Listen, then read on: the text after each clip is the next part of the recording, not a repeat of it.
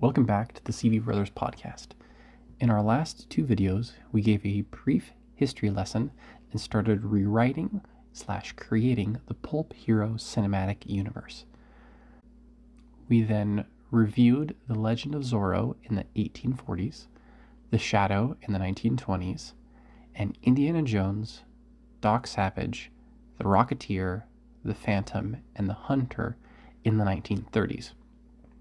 This set up the world and the heroes within it. Most importantly, we were introduced to Lamont Cranston, the Shadow, and Indiana Jones as they began to pull these different heroes together to form a team. We set down groundwork for the pulp heroes and their world. Some of what we covered, like that of Zorro, was setting up for future pieces, and others were simply introducing these characters to everyone. I know some of these characters are very niche, and most have not seen these cult classic films or read their comics. Now that we have reviewed their standalone movies, we can start to build up their team-ups, spin-offs, and sequels. Most of Phase 1 involves bringing these different characters and settings together. We are excited to bring you the next chapter in this story. I hope you enjoy the video. If you do, leave a comment. If you don't, leave a comment. Now let's talk about Part 3 of Phase 1 of the Pulphero cinematic universe. Dick Tracy started out as a comic strip in 1931, then later grew into many different comics and eventually became a movie. The 1989 movie starred Warren Beatty and Madonna. It was a very stylized version to match the comics, but to accentuate the Art Deco and neo-noir style. It used all the tools that were available in the late 80s and early 90s to bring these characters, however goofy they might have seemed, to life. Dick Tracy, 1938. In 1938, a 12-year-old young street urchin witnessed the massacre of a group of mobsters at the hands of Flat Top and Itchy, two of the goons on the payroll of Alphonse Big Boy Caprice. Big Boy's crime syndicate was aggressively taking over small businesses in the city. Detective Dick Tracy caught the street urchin, who was called the Kid, in an act of petty theft, but the police officer and the detective decided to help the Kid to get more information about Caprice. Both Tracy and the police wanted to stop Caprice and protect the city of Chicago. Caprice gathered together all of the small gangsters and small-time crime families to try to create a new crime organization in town. Their goal was to create an organization that could rival the current crime bosses of Chicago.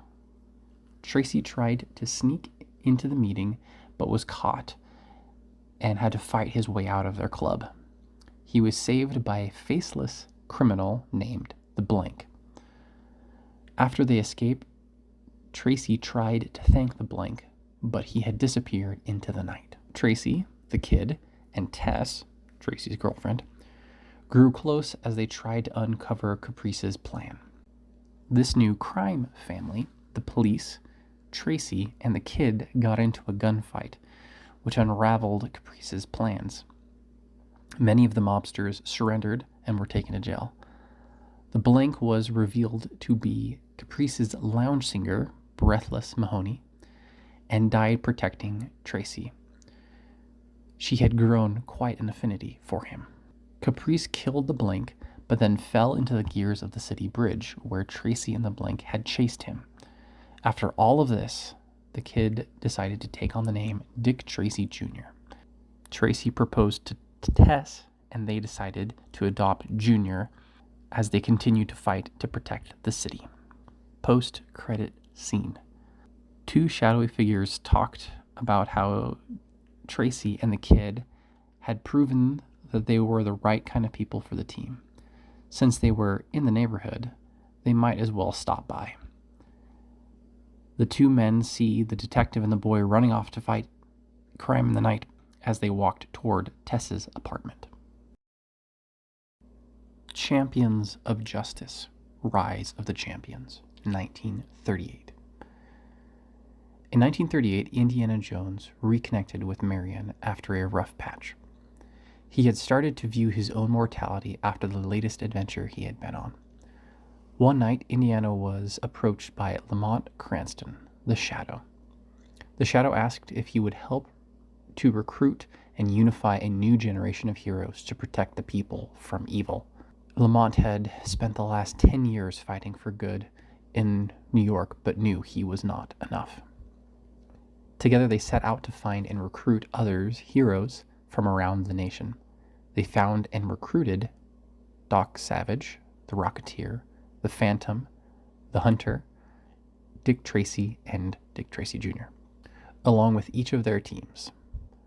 All of these groups eventually gathered together in New York City at the home of Docsavage, who was the first to be recruited. Indiana and the Shadow explained their idea to the new heroes to create a team of heroes to be able to help the people all over the country, but also because of larger external threats. He explained to them how evil rose and heroes were needed every few hundred years. There were heroes in the Old West, there were the Founding Fathers, the Five Musketeers, Arthur and his knights, going all the way back to ancient Israel. Lamont and Indiana knew something was coming. When this was happening, the city was attacked by a wave of robots. These robots were created by Dr. Dexter Van Echohawk. Dr. Echohawk had been ridiculed by the scientific community for his ideas and theories about robots. This new team jumped into action to save the city, but they were all captured and humbled. Since they had never worked together, they tripped over each other and were easily captured by the robots. In Echohawk's prison, they learned about each other and worked together, managing to escape the villainous lair. As they began to work as a team, working off of each other's strengths and weaknesses, they became stronger than they could have been alone. After they found their equipment and got out of the facility, they came up with a plan to defeat the robots and bring the Doctor to justice. The Rocketeer and Docsavage worked their way into the main control room for the robots and overloaded the system. The Phantom, the Hunter, and the Shadow fought off a majority of the robots and human forces the Doctor had control over. Indiana, Dicktracy, and Jr. snuck around the facility and found Dr. Echohawk to stop him and to stop the madness he was wanted to unleash on the people. After a hard-fought battle, the heroes saved the day and officially created the Champions of Justice. They each made a vow that they would answer the call whenever it came. Each of the heroes eventually returned to their homes across the country to continue helping the people and fighting their own fights. Post-credit scene. A shadowy figure approached Dr. Echohawk in prison and sat down next to him. The figure offered the Doctor a chance to continue his research in return for some help on a larger plan, to which the Doctor quickly accepted. Cut to black. This is the end of Phase 1 of the Pulp Hero cinematic universe.